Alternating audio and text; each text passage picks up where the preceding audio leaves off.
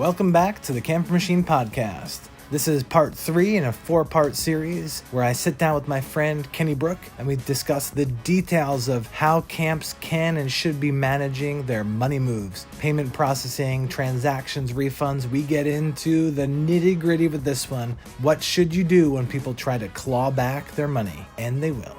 Check it out. Welcome back to Camp Business Financials, Money Moves at Summer Camp.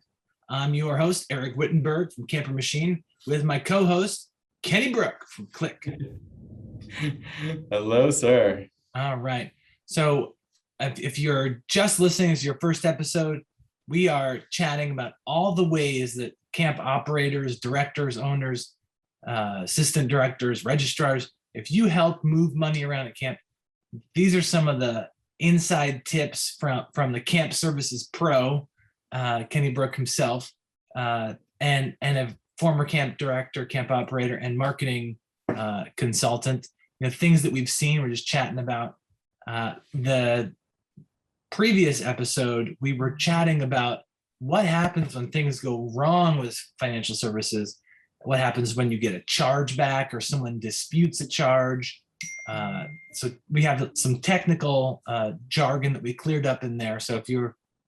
So you don't miss out on some of the nuggets in this conversation, I'd recommend watching or listening to that previous episode. But now we get to move on to the good stuff, right, Kenny? Absolutely. So let's have some fun. Let's talk about best practices. Let's talk about how to help everyone be successful. Yeah, so ways to avoid chargebacks and disputes and the nasty sort of like sin bin of what can go wrong. We get a chance to talk about what to do correctly. And Kenny, I don't know if I probably have never mentioned this to you, but I have a maxim that I created with coaching that's perfect for this. Direction prevents correction. Ooh, so, yeah, I like that. That's a bumper sticker waiting to be sold. So a shirt or a hat, a button, a banner. So on that note, this is what to do from you in our collective experience, but really this was guided, from you, but also from my camp marketing experiences kind of laden throughout this. What to do with operations, terms, your programming, and troubleshooting errors to avoid financial calamity. So this is what we can create as camp directors, camp people. It's almost assumed in the camp space that, we're relationship people. The relationships we have with our campers, the relationships with the parents, the grandparents, the whole community is so relational. We kind of take some things for granted.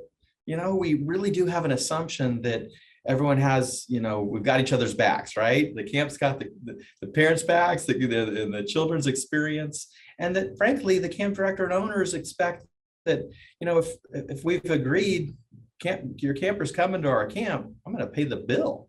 And you kind of think that's a safe assumption. And yet here we are, that if it's not a cash transaction, as we talked about before, there's some liability there. So really, we just want to spell out those best practices after working with hundreds of camps and all the little things that could go wrong. What's the right thing to do? Well, it all starts with, we talk about the camper application, right? We talk about that agreement that a parent makes with you, the camp owner director. It has to be clear, crystal clear. There can't be any assumptions. Yeah. Spell it out. Have clear terms. Have clear and distinct refund policies and cancellation policies, and not just publish them, but make them transparent. Have them agreeable. Have them check the box. I agree to these terms and conditions. I agree to the refund policy. Be redundant. Ask it multiple times. And then archive that information. Archive it in an email. Archive it in your registration solution. Have it clear and distinct that who agreed, when did they agree, have that information available to support you. Yeah. That's kind of simple, but it's really profound in how often this doesn't exist in a way that is, I want to say undeniable, but it's really provable, documentable, right? This is the art of camp legal maintenance. And it's, this the cyclical nature of updating terms. I would wager that the majority of camps hadn't significantly altered their terms until COVID-19. Oh my goodness. Right. Yeah. So, I mean, I was fortunate in the camp that Lisa, my wife, and I started with our partner, Dan Zenkel. Dan's a former lawyer. And so reviewing the terms was like a joyful, easy thing for him because he speaks legalese. And so the really for me, the big takeaway is if you are not a legal terms person that can think in definitions of a legal term, what is a camper stay, or what is a session, or what is tuition? Because is a private one-on-one training session tuition? Because if there's a dispute about it because it rains during the private training, does it fall under? There's so many that it's such a rabbit hole that I do not have that brain. And you're very fortunate to have been in that environment where you had that kind of skill and expertise on your team, right? And what we did see in the Slack channels and the communications and the podcasts over the last 2 years was really a deeper dive of awareness. We have a camp director who is another camp director who is an owner who's a former or current lawyer who really spent time to educate the community about what your language says, what your rights are, what you're communicating, what you're documenting. So it's been out there, but it really needs to be underscored in this process because there was way too much awareness of, I don't have what I need to support myself, first and foremost, just in my relationship to my parents, but more importantly, to the outside third-party card association, the banks, the legal, if you ever find yourself in court, small claims court, trying to collect on a $10,000 summer tuition, This is very similar to how we were talking about with the financial game within a game. We're playing the relationship game with the parents, but you're really in the broader context of the credit card, card merchant game. Yes. And really, I've seen a couple of my camp clients change the way that they share the terms, like you're saying, and have moved. One in particular moves pretty firmly into more than overt statement of actually emailing the terms, and a sort of part of our marketing automation follow-up is sending the terms expressly as the sole thing in the email. Like, here are the terms. If you want to bail on camp, here's the dates, here's the deadlines. If you're just nervous from COVID, here's the date where you can do it. And he really said, I don't just want people to check the box. I really want them to read it. And honestly, that's the intention. The intention of the entire consumer advocacy world is make sure it's clear, make sure it's understandable, it's readable, that people know what they're agreeing to, and that you have evidence that you provided it multiple times in multiple ways, right? Yeah. So now that clear evidence, like we were talking about again previously, that what was the technical term? I'm blanking on the collection. The collection of verification or something. Oh, representment. Ooh, look at you. Representment. That's what it is. Where if someone were to say, "How did you just change those terms to be able to say, no, look, they clicked on the application, I sent them this email, they clicked on that, and they read it, and then they paid me after that." Yeah, the card association saying, hey, show proof of delivery. Show me that receipt that they got their package, right? It's package, it's service, it's an experience. So how do you document that they understood, they agreed, and they received those services, right? That's the real essential element here is there's no assumptions. You have to be really clear that people understand, they agree, they approve, they authorize, and you have that evidence going forward, right? So those are the two big terms that we touched so far as it relates to terms and terminologies, having crystal clear terms and being able to show when, how the camp parents viewed and understand it. So absolutely. There are a couple of more best practices as far as terms. One, I think this is probably a hard one if you're not familiar with your terms, but sticking with the terms that you set. This is, I mean, camp people are the worst at this. And so the whole idea of like the fuzzy deadline to cancel without penalty, but if I know you, or if you've been there for 7 years, and it's like, it's really hard. It's really hard. Well, because we want to take care of the kids. We want to take care of the program. We want people to be happy and satisfied. And you're right. You gotta be clear and do what you say and follow through. Yeah. And that just makes it hard. I said camp people are the worst. I was the worst at this. I remember we specifically hired a office manager because she was amazing at holding the boundaries of cancellations and deadlines and all that stuff. And it was like, you are worth your weight in gold. Her name was Andrea. She just was worth her weight in gold because she could have those conversations easily. And I would just fold like a piece of paper. Like, fine. That's your privilege. That's a good thing. That's a good thing to be able to make accommodations, but that should be the exception. Yeah. It shouldn't be the standard, right? Totally. So we had another point here. This is kind of its own standalone point, aside from having crystal clear terms. It's just running a great program. Yes, absolutely. If you advertise and you share the expectations and you deliver, then it's really never about this, right? It's all about people wanting to be there and choosing to be there and understanding that they had the opportunity that they've missed, right? That's what really that's about. And if things change, be clear about it, be responsive to it. One thing we really learned last year was when things are unknown, people get nervous, parents will communicate, right? They're going to reach out, they're going to call, they may email. And the role of the camp owner director and the communication team is to answer the phone. It's really that simple. Be available, be in communication, be real.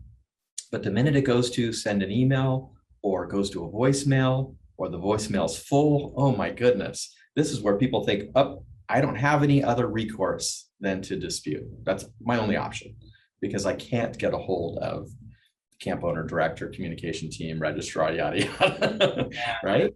Yeah. And this is, talk about some of those tools that exist though. I mean, like this is a real pro tip though. I know I wasn't the only camp director that had the 1-800 number forward to my cell phone during times of transition or like over the holidays even, or as you're going up to camp. So like the Memorial Day weekend was like my dreaded cell phone operations like window, because without fail, there's going to be kids that we were running the girls soccer camp. So there's going to be girls that go to a Memorial Day tournament, twist their ankle, break their ankle, have a concussion, and can't come to camp a couple weeks later. And parents are going to be freaking out and calling, trying to sort through it. And without fail, I missed a call because it was Memorial Day weekend. And so it was just a tenuous time, but super important to stay on top of email and phone because people need to have those lines open. It's funny that you didn't say this, but you're alluding to this, that the fear of I'm going to get hosed and I'm not going to get my money back. If you knock on the door a couple times and nobody picks up, that fear spirals. Yes. For some people. And so to avoid that, you have to answer the phone.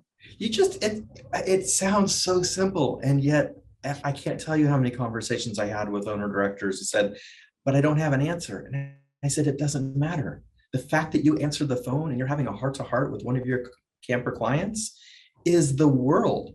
It is the difference.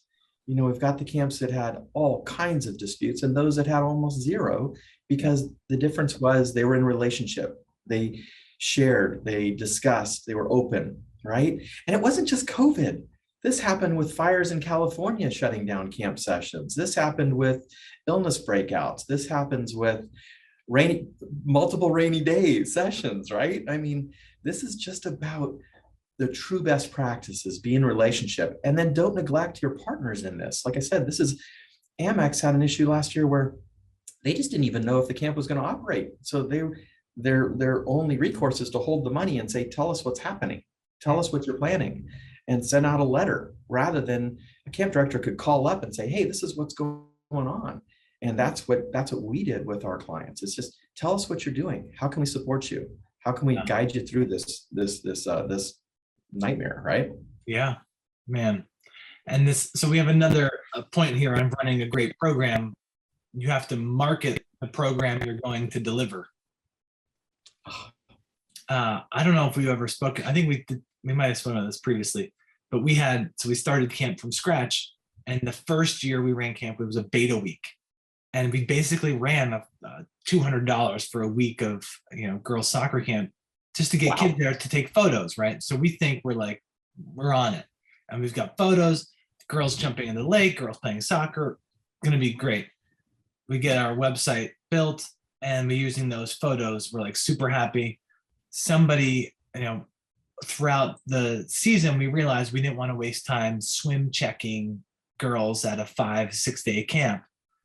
And so we said, just put life jackets on and then you don't have to waste time doing a swim check. We want you to have fun and relax in the lake.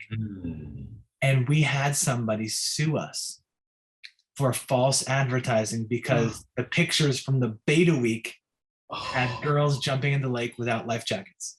And the very first year, when we made the rule that the girls needed life jackets, we didn't have any pictures. We didn't update the pictures. And so that's something you really got to consider, that the images communicate something about what those expectations, right? Oh man. And managing it's our fault for the picture didn't match, but also we didn't communicate that first year saying things are going to be different. We've decided to change this policy, cancel now, and we'll be all good. If this is a make or break issue for you.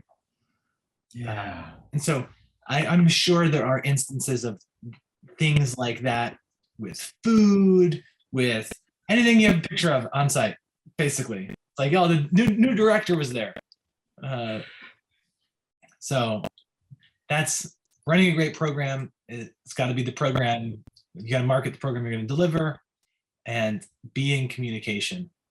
It's just good customer service, really. That's the updates, clarification. Like I said, there shouldn't be any surprises. It should be clear, understood, agreed. And if things just don't happen the way they're supposed to, communicate it, right? Be open to that communication. And a happy customer is never going to dispute a charge or talk bad about you or post negative things in the public social media, right? I know you've had a couple of instances of people that didn't handle this well throughout COVID or got stuck with something. Give us the dirt. Give us a little video. And then totally don't incriminate it. Can't obviously, but no. It's like I said, when give us a video. If I'm operating a program and I don't have an answer, what am I going to say to a parent? And I don't answer the phone and my voicemail fills up and my email gets undelivered.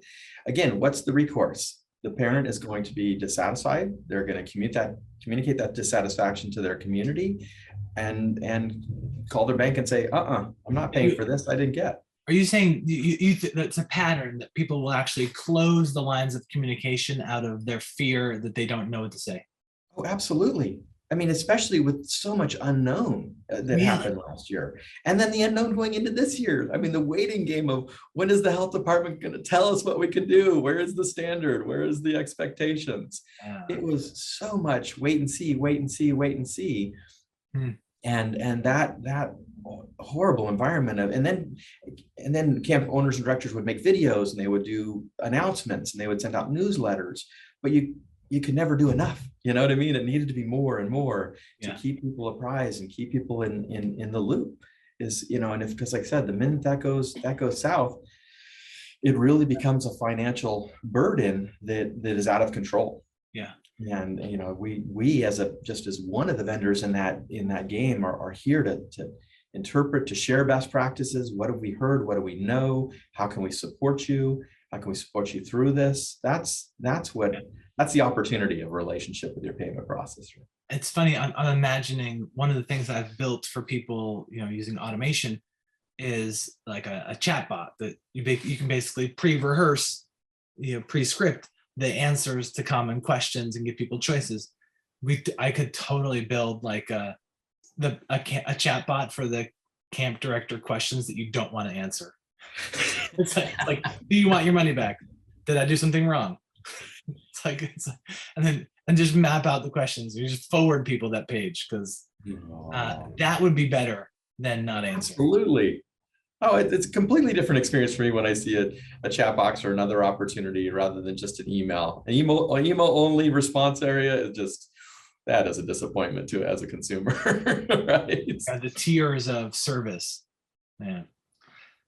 All right, so we've got some terms to clarify, some things to consider, some really specific pointers for running a great program, marketing it. Now some of the troubleshooting things.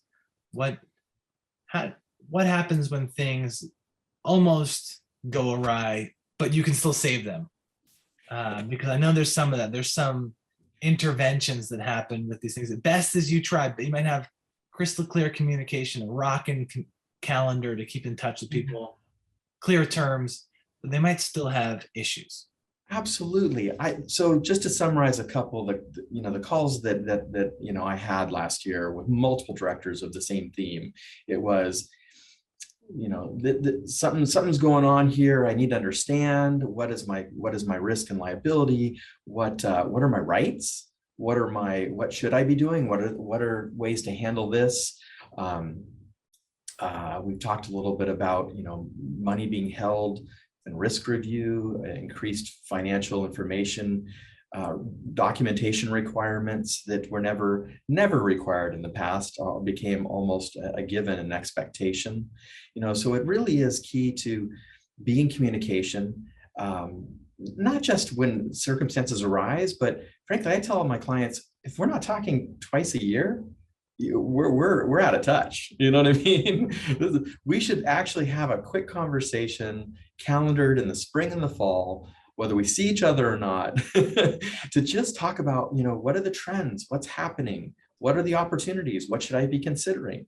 Because so often we're in that box of, well, this is what it is, and this is what it means, and these are my limitations with my current solution. And it's like, no, be open to what's happening. Our world's moving way too fast. So definitely book time with your relationship with you do this with your insurance providers, you do this with your banker. Kenny, you're talking about you, right, though? Absolutely.